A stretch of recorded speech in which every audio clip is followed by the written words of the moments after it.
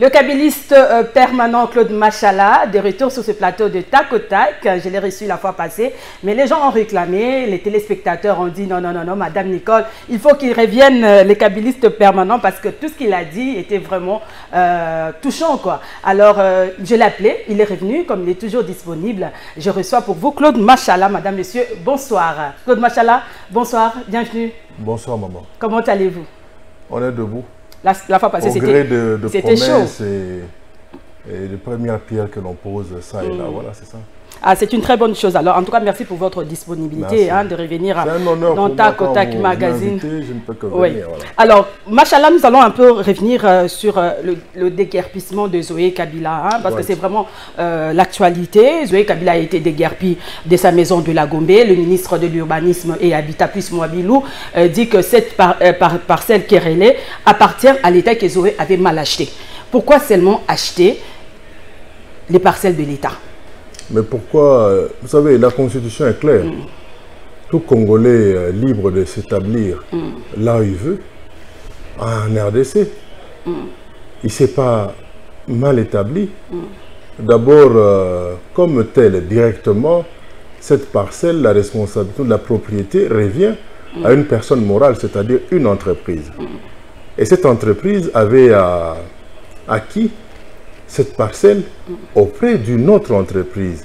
Certes, il y a des personnes physiques qui sont là et ça fait une vingtaine d'années, je pense, que cette entreprise a cessé de faire partie du parking immobilier de l'État. C'est vrai qu'il y a eu une erreur à l'époque du ministre Kokoliangi qui, par inadvertance, par le simple fait de n'avoir pas consulté toutes les archives de son ministère, a repris certaines parcelles qui pourtant, depuis longtemps, appartiennent à des privés. Vous comprenez? Et d'ailleurs, le dossier de cette parcelle est encore en justice. Imaginez qu'on vous dira que la première fois le déguerpissement, c'était, on avait menacé au téléphone pour finalement envoyer des militaires. Parce que Pius Mouabilou s'était permis d'accorder la dite parcelle au ministre de la Défense. Et cette fois-ci, alors qu'aucune décision de justice n'est prise contre ou pour l'État ou Zoé Kabila ou son entreprise, voilà qu'on envoie des gens nuitamment pour que vers 4h, 5h du matin, ces gens soient relevés par les gardes du corps du ministre de la Défense. Mais est-ce qu'il savait que cette parcelle était conflictuelle? Non, pas du tout. Quand il l'a acheté? Non, pas du tout, puisque quand vous allez dans les documents... Donc il avait acheté cette parcelle? Oui, quand vous allez dans les documents, vous allez voir que la parcelle n'appartient plus à l'État. Ah bon? Ici, cette parcelle n'appartient plus à l'État? Ici, il s'agit de toute une série de stratégies d'humiliation. Ah. J'ai toujours dit ceci. Pour certaines personnes, il faudrait nécessairement se venger, non pas contre l'AFDEL ou ses descendants, mais contre surtout le nom Kabila. Ah, nous sommes à la veille d'une élection présidentielle et malgré l'inflation des sondages, même des sondages de merde que nous sommes en train de voir ça et là, et Kabila est dans les viseurs. Presque partout, c'est Kabila. Kabila. Et on Kabila, a connu cette histoire des Pampers. Ouais. Comment on appelait ça encore Panama Pampers. Panama, oui. On est passé par Égal. On est passé par je ne sais quoi. Et il y a peu, on a vu, on nous sortira une histoire liée au dossier François Béa. Et là, c'est Zoé Kabila. Et quand Kamere dans la soirée même, voilà, c'est un vieux dossier, Mario Losembe Cardozo, qui revient avec un dossier soi-disant que l'honorable Jeannette Kabila aurait spolié à son patrimoine à lui une parcelle. Et là, vous êtes en train de dire quelque chose d'encore de plus grave. Quand vous me dites, même à l'époque où Kamere s'est retrouvé derrière le il y barreau. a eu des bruits qui couraient. On a suivi. C'était Kabila, les tireurs de ficelles, c'était Kabila. C'était les gaillards de l'UDPS. Oui, mais on n'a jamais confirmé. Mais voilà, mais c'est toujours ça avec Kabila. Spéculations. Donc, je pense que, en plus de tout l'or que nous avons, le cobalt, le pétrole que nous avons jusque vers Kingakati, je crois qu'il y a une richesse. Il y a d'ailleurs une question. Il y a une richesse. Par rapport à ça. Il y a une richesse que les Congolais doivent découvrir, peut-être par mois. Et cette richesse s'appelle Kabila, c'est ça. Ah bon. C'est une richesse. Et si jamais elle est très bien exploitée, je pense qu'il y a moyen que ce pays puisse effectivement se relever. Mais voilà. Chadari aussi a connu le même problème. Hein? Il a été déguerpi aussi, Chadari. Mais c'est toujours pas le même Pius Mwabilou. Et dire que c'est fui des grands potes. Vous occupez les maisons de l'État, pourquoi? Non. À chaque fois que vous avez le pouvoir, il y a des Libanais lorsque ici. vous accédez au pouvoir, il y a des Libanais vous prenez tout, vous achetez en désordre. Non, même les parcelles de l'État. Ceux qui achètent en désordre sont connus. Allez dans son et donc, l'État, c'est quoi? L'État, à chaque fois que le régime change. Le Congo est assez vaste, maman. Dans le régime actuel, il ne faut pas être prudent. Il ne faut pas acheter la parcelle à l'État. Même des biens qui sont achetés avec de l'argent volé, l'État a le droit de récupérer cela. On a découvert des scandales ici où les gens s'étaient permis d'acheter des parcelles comme des chemises à l'occasion du procès 100 jours. Nous avons tous suivi cela.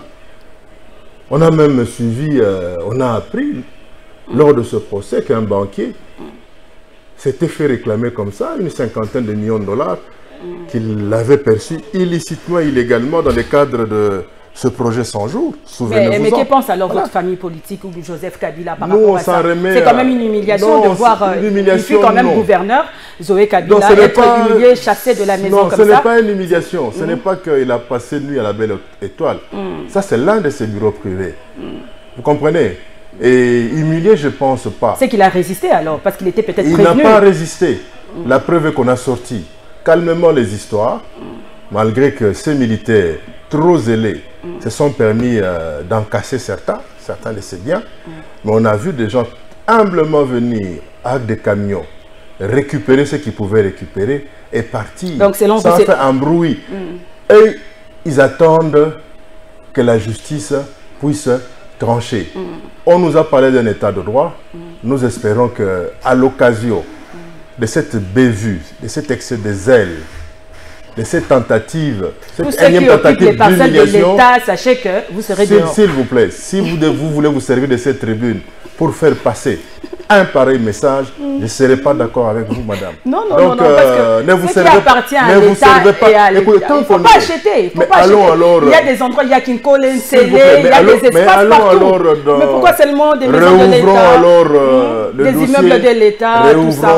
Le dossier, c'est pas correct. Bien mal acquis. Vous allez voir que bien des familles... les biens mal acquis ne profitent pas. Je peux finir. Allez-y. Voilà. Si on doit réouvrir au jour d'aujourd'hui le fameux dossier sur les biens mal acquis, que beaucoup évitèrent de le voir être exploité à fond, je pense qu'il y a des sociétés comme Air Zaïre, il y a des institutions comme la Banque du Zaïre qui sont en droit de récupérer des parcelles et à Limité et à la Gombe, même certaines institutions, comme les institutions comme l'ex-École nationale d'administration, aujourd'hui devenue l'IEC, qui avait une très grande bibliothèque sur le boulevard du 30 juin, devenue parcelle d'une personne physique et privée. Saviez-vous que l'IMET pratiquement était construite, du moins résidentielle, était construite à moitié, et par la Banque du Zaïre, ainsi que par des sociétés comme Celsa, comme Air Zaïre, ainsi de suite. Et la plupart des parcelles de ces sociétés-là sont occupées par des Kidam, jusqu'à ce jour. Donc, si on doit fouiller, alors on doit aller plus loin. Donc, les ministres de l'urbanisme doivent vraiment fuyer. Il doit aller plus loin. Il doit aller plus loin. Que toutes les parcelles là qui sont occupées illégalement à Limité. On a vu aussi le terrain, à Kingawa, les terrains Waya Waya. Il y a le bourgmestre qui a dit que non, les terrains appartenaient à l'État, tout ça. Il a dit que ça appartient à l'État. Bien que Kabound a contredit, mais pourquoi ce bourgmestre ne parle pas de Limité? Pourquoi ce bourgmestre n'aimerait pas aider certaines entreprises, même déjà déclarées en faillite depuis, pour qu'elles puissent récupérer des biens afin de peut-être les changer en richesse pour tous ces travailleurs-là qui n'avaient même pas pu avoir leur décompte final. Donc, il y a à boire et à manger. La roue tourne, elle tournera. Donc, il tourne à tour. Les gens tournent à vino. Donc, il les a mbangantaba, maman. Mbangantaba, les gens payer le pot cassé. Non, il faut bien gérer le pays. Il faut bien gérer. Biloko à l'État, il faut respecter. Et j'espère que le pays est bien géré. Et le pays serait bien géré. Je serais prêt à contredire Maman Marie Massémé. Alors, autre chose, le gouvernement a lancé les appels d'offres pour le bloc pétrolier et gazier. Est-ce une bonne action pour diversifier l'économie? Non, ça c'est la propagande. Comment ça? Ouais. Ces blocs pétroliers. Mais Fachi a mis en valeur nos ressources. Ces blocs pétroliers ont été certifiés par qui? Et évalués par l'organisme international? Ça c'est la propagande, ça. Vous êtes d'accord avec la déclaration des Greenpeace, apparemment? C'est pas que je sois d'accord avec. Quand vous allez à l'Équateur, vous allez voir même des endroits encerclés par ESSO, qui déjà dans les années 56, 60, 64, avaient déjà pu faire certaines prospections, sans jamais pouvoir exploiter cela. Donc je pense que ça c'est de la poudre aux yeux. On veut faire croire à la population qu'avec nous, voilà, tout est partout en RDC et on saurait faire de sorte à ce que ce pays soit l'Allemagne de l'Afrique. Mais Dieu merci, mes frères qui sont à Bougana, et ils voient, ils vivent l'Ukraine d'Afrique. Donc vos discours de Kinshasa, écoutez, atténuez-les un peu, c'est ça. Et tout ça parce que votre régime, le régime Kabila n'y avait pas pensé. Si, on reproche même à Kabila d'avoir bradé des minéraux. Excusez-moi, laissez-moi vous dire quelque chose. Moi j'ai eu la chance de travailler, à l'occasion de mon travail de fin de cycle universitaire en 87. J'ai eu à travailler sur la conférence sur l'intégration économique et industrielle du Zaïre d'antan. J'étais tombé sur un document qui me fit voir par exemple qu'en 1956, déjà il y avait des contrats signés pour Banana par exemple, pour Mwanda pour le pétrole, et que dans les lacs Albert ou le lac Tumba, dans le Maïnombe. Selon vous, c'est pas du nouveau quoi? C'est pas du nouveau. Il y avait même des contrats léonins signés à l'époque. Moi, je pense que les amis qui sont au pouvoir arrêtent de vouloir inventer la roue. Il est question de rouler, et de bien rouler, et non de rouler la population. Parce que fort malheureusement, au lieu de rouler, puisque la roue existe, et ils trouvent qu'avec la roue, ils peuvent rouler la population. Qu'est-ce que ça vous fait quand on reproche Joseph Kabila d'avoir bradé les ressources minières du pays? Vous savez, quand il y a la critique positive, on applaudit.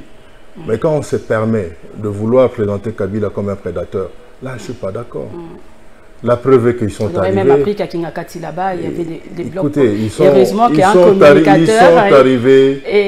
arrivés au pouvoir. Ils ont tout trouvé.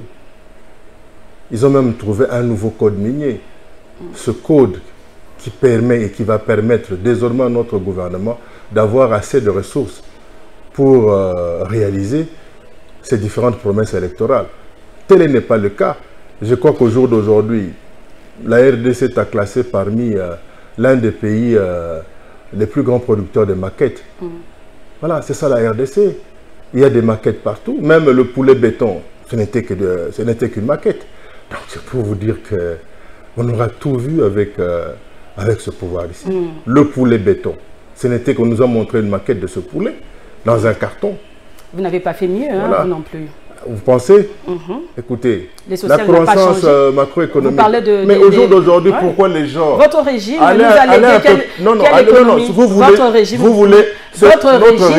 notre régime a tout fait, maman. Vous nous avez légué quelle économie, n'est-ce pas? Écoutez, une économie. La preuve est que voilà que vous exprimez... Extraverti, de consommation. On ne produit rien. Vous vous exprimez en toute liberté. Voilà. Comment vous pouvez d'expression. Comment pouvez-vous dire qu'on ne produit On parle de l'économie. Mais j'en viens, j'en arrive. De l'économie. Déjà le fait que vous produisiez autant d'opinions. Mais ça, c'est une réalisation de Kabila. Je pense qu'avec Kabila, la démocratie, c'était l'un des produits bon marché. Non, ce n'était pas gratuit. Hein? Si. Il y a eu des marches pour ça. Non, mais lesquelles marches? Il n'y a jamais eu de marches. Nous savons pendant 37 ans, l'UDPS a marché pour ça, pour cette liberté d'expression, pour la démocratie. Reconnaissez au moins. Quel UDPS en fait? Vous parlez de quel UDPS? Mais avec Étienne Tshisekedi. Non, écoutez, les UDPS, il y en a à limiter.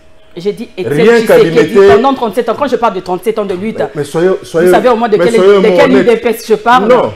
Vous parlez de l'UDPS Kibasa, Mwakiem, Birindwa, de quel UDPS? UDPS, avec tout ce monde-là. Non, excusez-moi. Wengeza sous mon côté. Et attends, sous mon côté, mais Baluta qui pour la démocratie quand même. Vous n'allez pas dire que non, ils n'ont jamais lutté pour la démocratie. Ils avaient lutté pour arriver là où ils sont, enfin de jouir. Ah, déjà à l'époque de Mobutu, il y avait cette liberté, il y avait des journalistes de la presse écrite qui écrivaient, qui disaient des choses. Hein? Combien? Dans un pays où vous avez plus de 1000 partis politiques au départ de Kabila. Dans un parti, vous avez plus de 600 médias, autant de chaînes de télévision. Revenons au sujet. Vous parlez de l'économie. Les réalisations de Matata Mpogno, le fameux point d'achèvement qui fut atteint à l'époque de M. Mouzitou, c'est cette inflation à 2 chiffres. Non, pardon, cette croissance à 2 chiffres. La maîtrise de l'inflation de la monnaie. Et tous ces projets qui, au jour d'aujourd'hui, sont inaugurés dans le cadre de la continuité des affaires de l'État. Des projets, mais voilà. La population... Mais les premières pierres furent lancées, furent opposées. Vous ne voyez pas que la population souffre, Claude Machala, depuis... Mais qui ne voit pas? Hein, vous êtes un Congolais, mais c'est normal. Congolais, mais je fais partie de cette population. Et puis de ce quoi, moi, ma tête. Non, j'ai fait partie... de cette population. La population souffre aussi terriblement depuis quand? Vous avez beaucoup de micros ici, dont certains sont des micro-baladeurs. À 7 heures ici, il est pratiquement... Mais vous êtes là pour changer, s'il vous plaît. Et attention, voter, Bino, 2023, Kalamingité. Ouais. On va encore voter, on va de toutes les façons. Parce que déjà, on nous annonce, hein, Seigneur a annoncé qu'enrôlement, déjà en décembre, avec on va identifier. D'abord, c'est malhonnête de la part de cette cellule de base de l'UDPS dirigée par M. Denis Kadima. Dans la mesure où, comment pourrait-il se permettre de lancer l'enrôlement ou le recensement, du moins l'enrôlement des électeurs? Hein? Non, il s'est précipité d'abord d'établir une carte électorale avant même que le recensement soit fait. Pardon, l'enrôlement. C'est déjà malhonnête. Il fallait commencer par identifier d'abord le recensement. Il fallait d'abord commencer par l'enrôlement avant d'établir les cartes électorales. Parce qu'enrôlement, il y a un gros mais justement, mais déjà il a établi les cartes électorales. Et quand vous prenez même la loi organique, le fonctionnement même de la CENI, mais il va à l'encontre de la loi. Bon, on avance déjà parce que vous avez cherché... Le fait même que... Le consensus que vous avez cherché là... Ce ne sont que les confessions religieuses. Vous n'avez pas obtenu gain de cause. Ce ne sont que les confessions religieuses qui peuvent désigner le président de la CENI. C'est anormal. Quand on parle d'inclusivité, il lui fallut mettre tous les différents partenaires qui constituent la société civile pour qu'ils le puissent désigner qui va diriger la CENI. Or, ça n'a pas été le cas. Et je vois même ce monsieur qui est à la tête de cette cellule de base de l'UDPS se permettre de dire que non, cette fois-ci au moins, le Congolais de l'étranger va voter et on va aller dans les pays stables où l'état civil fonctionne et on saurait identifier facilement qui sont nos compatriotes. Et là-dedans, il cite l'Afrique du Sud. Mais mon œil, l'Afrique du Sud, c'est le pays le plus instable au niveau de l'état civil. Vous allez arriver à identifier parmi autant d'étrangers noirs en Afrique du Sud de Congolais comment? Tous ces Congolais qui entrent légalement et illégalement, ils sont là. Et il va les identifier comment? Donc Kadima ne fait pas bien son travail. Non, oui, au contraire. C'est dans un pays comme l'Afrique du Sud que la fraude au niveau de l'élection du Congolais de l'étranger sera organisée massivement. Et là, il faut que nous attirions l'attention de notre population. Et quand vous allez dans des pays comme le Canada, la France, Mais l'article 10 de la Constitution est toujours d'actualité. Et cet article est très clair. On ne saurait détenir concurremment une autre nationalité à la nationalité congolaise. Mais vous allez faire voter des gens qui sont devenus des Belges, des Français, des Canadiens, des Américains, ainsi de suite. Mais là, on veut se moquer une fois de plus de la Constitution. Je crois que les amis de l'UDPS, à travers M. Kadima, avec Nanga aussi, c'était compliqué. Doivent faire très attention. Nanga n'avait jamais osé prendre en considération cette frange-là de nos compatriotes qui vivent à l'étranger. Et à propos de Nanga, il y a toujours des contestations. Écoutez, Nanga, je crois que c'est le plus merveilleux. Oui, de patron de la... Mais non, pas selon moi. La preuve est que nous avions tout. S'il vous plaît, nous avions tout. Et Fayoulou ne sera pas d'accord avec vous. Excusez-moi. Savez-vous que nous, du PPRD, nous n'avons jamais contesté l'élection de Félix-Antoine Tshilombo Tshisekedi? Vous savez pourquoi? Non. Si, vous savez pourquoi? Nous avons respecté ce que l'urne avait décidé. Voilà. À moins que vous ayez... Vous pouvez regarder les téléspectateurs dans Mais oui, mais je suis en train de le dire. Hein? À moins que vous soyez convaincu par les propos... Non, moi je ne fais que poser des questions, je vous ai posé la question. Permettez-moi de finir, ça ne sert à rien de prendre peur. Voilà. Allez-y, je ne prends pas peur. À moins que vous soyez... Je ne prends pas peur. À moins que vous soyez, vous, à votre niveau, d'accord qu'avec le propos tenu par le fameux Augustin Kabouya, qui eut à dire en son temps... On observe. Qui eut à dire à son temps... Joseph Kabila a sérieux. Je vais vous le démontrer. Et je m'assume devant l'opinion tant nationale qu'internationale. Kabila Atali. Nous, ce n'est pas Kabila. C'est le peuple qui a donné le pouvoir à Fachi. Ah, d'accord. Ce n'est pas Nanga. C'est le peuple qui a donné... Là, vous êtes en train de contredire le propos de M. Kabouya. En principe. Et il a dit ça pourquoi? En principe. C'est parce que vous étiez ensemble? C'était pour flatter? Non, en principe, ce que vous avez il fallait déjà que Kabouya soit arrêté. Arrêté pourquoi? Mais comment pouvait-il tenir des propos pareils? Quoi? C'est une diffamation? Non, pire que ça. Henri Maja était en prison, pourquoi? C'est pour avoir dit que non, Bisso Mutopesaki y est pouvoir. N'est-ce pas? Mais quand Kabouya s'est permis de pareils propos, à moins que ce soit quelqu'un qui est en liberté provisoire, là je serais d'accord. Mais il circule aussi librement, il a même des gardes-corps. Et la justice est en train de vous suivre. Mais elle me suit. Moi je tiens à ce que M. Kabouya soit interpellé au sujet, à propos de ce discours qu'il lui a tenu devant ses militants. C'est scandaleux. Parce que nous, PPRD, jamais nous avons eu à contester l'élection du président de la République en 2018. Et je suis de ceux-là qui applaudirent ce soir-là M. Nanga pour avoir fait un très bon travail. Mais quelle ne fut pas ma surprise de suivre un jour quelqu'un qui est appelé à d'aussi grande responsabilité au niveau de l'UDPS, c'est permettre un pareil langage. Et être libre après. Mais c'est scandaleux. C'est scandaleux. Ok, voilà. On attend alors les élections en 2023. Hein. J'espère qu'il y aura laissez-moi vous dire, élections, parce qu'on parlait de l'économie. J'espère que la population va voter parce que rien ne va... À l'occasion de ma dernière prestation à une émission que je venais de faire ici, j'ai été plus que clair. Je vous ai dit qu'au jour d'aujourd'hui, chaque Congolais sait pour qui plus jamais il ne va voter. Pour qui? Pour qui plus jamais il ne va voter. Que ça soit j'avais oublié de vous poser la question de savoir, mais qui? Vous parlez de qui? Que ça soit au niveau, vous parlez de qui? Que ça soit au niveau de l'élection, à la députation provinciale, à la députation nationale, au sénatorial, même à la présidentielle. Kabila? Vous dites hein? Kabila. Mais puisque ce n'est pas lui qui est président de la République. Et jusque-là, il est même... Mais puisque vous dites qu'il sera candidat. Puisque jusque-là, vous dites qu'il sera candidat. Il sera candidat, mais il n'est pas encore. Et il n'a même pas encore déclaré. Comme tous les autres. Mais ça comme Daniel Safou. Daniel Safou est déjà candidat. Tout le monde le sait. Mouzito également. Par exemple. Fayoulou. Voilà. Oui. Et Matata Pogno. Mais voilà. Et lui-même, le président sortant. Et vous, la famille politique de Joseph Kabila. On attend. Vous ne jurez que sur Joseph Kabila. On jure. Et on attend. On attend que la population puisse nous conseiller. C'est peut-être Joseph Kabila qu'on ne va jamais voter. Peut-être. Bon. Mais ça, c'est votre opinion. Non, non, c'est pas votre opinion. Parce que vous ne citez pas le nom. Mais c'est qui m'arrange. Là, vous voulez parler de Fachi. C'est Fachi qu'on ne va jamais voter. Ce qui m'arrange, moi. C'est ça. Ce qui m'arrange. J'ai commencé par la députation provinciale. Oui. Il fallait que vous commenciez par me poser la question qui à la provinciale ne sera pas voté. On va monter jusque-là. Voilà, vous commencez directement par là. Oui. Ce n'est pas mon candidat. Et mon souhait serait qu'il ne puisse même pas se représenter. Voilà. Et c'est un point de vue qui est partagé par la majorité des Congolais. Et moi, bon, la population se demande aussi par quelle magie Joseph Kabila sera candidat et puis n'en déplaise à cette inflation de sondages que l'on voit.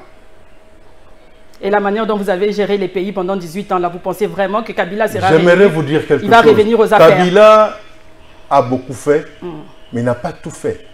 C'est ce que Fachi aussi est en train de faire. Fachi aussi ne peut pas tout faire. En 3 ans quand même. Mais jusque-là, il a fait quoi? C'est que Fachi a fait en 3 ans. Vous avez fait ça en 10 ans, 15 ans. Qu'est-ce qu'il a fait? L'infrastructure, vous ne voyez pas. Où c'est? Machallah. Mais où c'est? Ah, salaire à ma policier Mati. Il y a même un policier qui m'a écrit. Parce que je n'ai pas mon téléphone ici. S'il vous plaît, ça c'est l'illusion. Un policier qu'on payait 100 000, maintenant, comme il n'a pas 200 000. Salaire, augmentation, le pauvre. C'est ce qu'on appelle l'illusion numérique. Il a ses Et Mati Mwandambu. Non, il a ses 200 000 francs. Dites-lui quel a été le comportement des prix sur le marché depuis cette augmentation. Quel a été le comportement des prix sur le marché? L'augmentation, là, mais ça, c'est l'illusion Donc, numérique. tout ce que Fachi est en train de faire, c'est rien pour vous, quoi. Non, je n'ai pas dit ça. Les faits, par exemple, qu'il ait, par exemple, eu à inaugurer ce pavillon au marché de la Liberté. J'ai applaudi. C'est tout ce qui a attiré votre attention. Les faits, par exemple, qu'il ait conseillé que désormais aux Congolais, il faut que par famille, pratiquement, il faut avoir 50 enfants. Avec cette histoire de la gratuité de la maternité. Gratuité de la maternité, gratuité de l'enseignement. Gratuité de l'enseignement. Prenez, cherchez un... 373 écoles construites dès 2019, depuis la gratuité. Cherchez-moi un médecin. Cherchez-moi un médecin, un infirmier avec un tensiomètre. Descendez avec même rond-point Victoire ici à Kinshasa. Prenez l'attention des parents à propos de cette fameuse gratuité de l'enseignement qui n'existe que de nom. Ah bon? Les parents sont en train de crever la dalle parce qu'il faut trouver la rentrée c'est déjà le 5 septembre. Hein? Mais voilà. Et voilà. Allez dans les hôpitaux. Combien ne font-ils pas des AVC?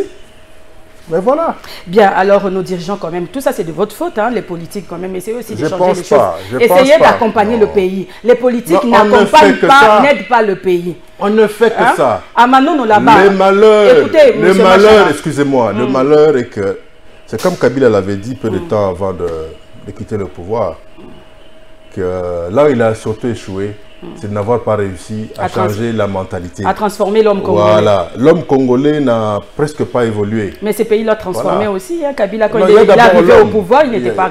Il était l'homme. Et aujourd'hui... Non, quand on parle de l'homme, on ne voit pas le physique. Si à propos de physique, je crois que nous sommes en train d'assister à des drôles de spectacles. Il a beaucoup appris aussi au sommet de l'État. Mais dans la vie, on apprend tous les jours. Dans la vie, on apprend tous les jours. Et encore, il fallait que lui... S'il vous plaît, et encore, il faudrait qu'il y ait de la prédisposition pour apprendre. Parce qu'il y a de ces gens qui n'ont pas le temps d'apprendre puisqu'ils préfèrent être devant un banquet. S'il vous plaît, ils préfèrent être devant un banquet que devant un tas de livres. Ils n'ont pas le temps. Il faut faire péter les champagnes, imbiber les biscottes de caviar. On a droit aussi à se déstresser, hein. Il ne faut pas être haineux. À propos de se déstresser, mais il faudrait pas que toi, tu n'organises pas de réception chez toi à la maison. Je ne suis pas... Chez vous à la maison, là, vous n'organisez pas... Je ne suis pas un partisan d'orgie. Nous sommes des êtres humains, nous ne sommes pas de robots. Non. Nous ne sommes pas de robots. Même... S'il vous plaît. J'ai l'impression de me retrouver en face d'une personne... qui parle au nom de ceux qui sont au pouvoir. Non, même pas. C'est ce que je constate. Non, pas du tout. Non, mais excusez-moi. Pas du tout. Hein, c'est ça que je suis en train de parler Congo. Moi, je suis du côté de la population. Apparemment, vous n'êtes pas avec la population. Non, je suis avec la population. Arrêtez de jouer à cela. Arrêtez de tromper la population. Quand nous allons parler élection, vous savez, je me dis quoi? Parce j'ai comme l'impression que depuis beaucoup de journalistes, même pas. Depuis qu'ils ont appris qu'on va remplir les cachots. Les politiques n'aiment pas entendre la vérité. Non, s'il vous plaît. Depuis que vous avez appris que les cachots pourraient être remplis, vous avez perdu beaucoup de votre talent. Pas du tout, pas du tout. Je constate que vous posez certaines questions, même votre réaction, c'est presque en tremblant. Non, pas, je ne tremble pas, je suis en train de vous poser des questions, monsieur Machala. Je ne tremble pas, moi je suis du côté de la population. Je me dis, depuis l'époque de Mobutu et Kabila, rien n'a changé. On parlait économie, le social, parce que la population croupit toujours dans la misère. C'est ça le problème. La misère, on va pourquoi vous ne voulez pas entendre la vérité? Moi je ne suis pas pour le pouvoir ni... Et moi, je constate que... pas du tout. Alors, nous sommes déjà arrivés presque à la fin de l'émission. Moi, je souhaiterais que prochainement, que vous ne preniez pas trop en considération cette menace-là du pouvoir. Non, ce ne sont pas menacés. Non, le chef de l'État a dit qu'il faut avoir de preuves. Quand vous affirmez des choses, il faut avoir de preuves. Voilà. C'est tout. C'est la justice qui arrête, ce n'est pas le chef de l'État. La justice est là aussi. Mais ce n'est pas l'impression que... La justice fait son travail. Ce n'est pas l'impression que nous sommes en train de vivre au jour d'aujourd'hui au pays. On ne sait plus qui arrête sur ordre de qui. On ne sait plus. Et ça... Pour que la justice arrête, il faut qu'il y ait un président nécessairement. C'est en train de déranger comment dirais, cette liberté d'expression. On voit des gens trop se réserver. Le chef de l'État était plus que clair. Il ne faut pas diffamer. Il ne faut pas diffamer. Mais il faut dire des vérités. Il ne faut pas insulter. Voilà. Il faut critiquer. C'est ce qu'on est en train de faire. Et je pense que depuis qu'il a dit, je crois qu'on a vu les gens de son camp, au contraire, exceller encore dans l'insulte. Ah bon? Ah oui. Ah ok. Bon. Et lui-même le voit à travers les réseaux. La justice est en train de voir. Voilà. Il sera interpellé. Gilles Monnier a été interpellé. Il a été même arrêté. Au sortir de la prison et après le point de presse du chef de l'État au Tchad, on a suivi Gilles Monnier insulté. Merci beaucoup, monsieur Machala, puisqu'on a commencé cette émission avec le sujet des Zoé. On aurait appris qu'Amanono Tanganyika, ça c'est la dernière question, Zoé Kabila était gouverneur. À l'époque où il était gouverneur, le lithium a été bradé. Du temps de Zoé Kabila. Mais qui a bradé le diamant qui est à Kabeya Kamwanga? Vous confirmez cette information ou pas? Mais je vous dis, moi je suis du Kasaï. Moi j'ai fait le diamant. Non, on parle de lithium là maintenant. Non, mais moi je parle du diamant. Par le lithium, vous avez des preuves. Parce que vous m'en demandez quand je parle de Kabeya Kamwanga qu'il y a du diamant bradé là-bas. Comme partout au Kassai, on a bradé le diamant. Donc, on a bradé le diamant. On a même bradé l'éducation des jeunes. On les a plus conseillés à aller creuser du diamant partout. Même dans les fosses septiques, au lieu d'aller à l'école. Au Kassai, ce n'est même pas les minerais. On a bradé au Kassai. Si vous plaît, au Kassai, on n'a pas bradé que les minerais. On a bradé l'homme, le jeune, l'avenir même du Kassai a été bradé. Est-ce que c'est une bonne façon de faire? L'homme minéré, pourquoi on utilise le terme bradé? Quand vous dites qu'il a bradé le lithium, vous devez avoir des preuves. Et je crois que les avocats du camarade Zoé Kabila sont en train de nous suivre.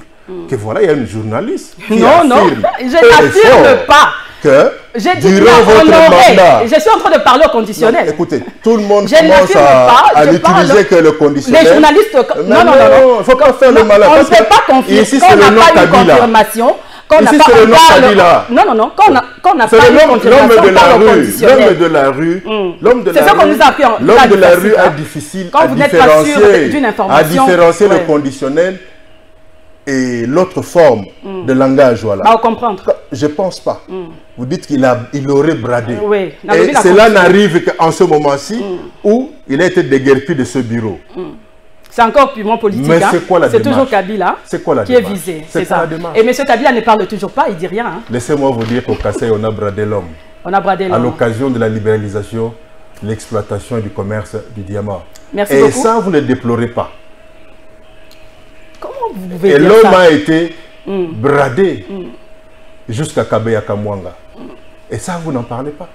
C'est vous les politiques. Hein. Ah mais voilà. C'est à cause de vous. Mais voilà. C'est vous qui n'aidez pas le pays à avancer. On a bradé l'homme. Espérons seulement que cette fois-ci, en 2023, la population va voter utile. Hein, la population sait déjà pour que plus jamais elle va voter le Congo en 2023. Il faut aimer. La prochaine alternance, c'est en janvier 2024. Merci beaucoup Claude Machala, en tout cas merci de répondre à nos questions. Cette émission est terminée mesdames et messieurs, merci de l'avoir suivi, merci à l'équipe technique, au revoir.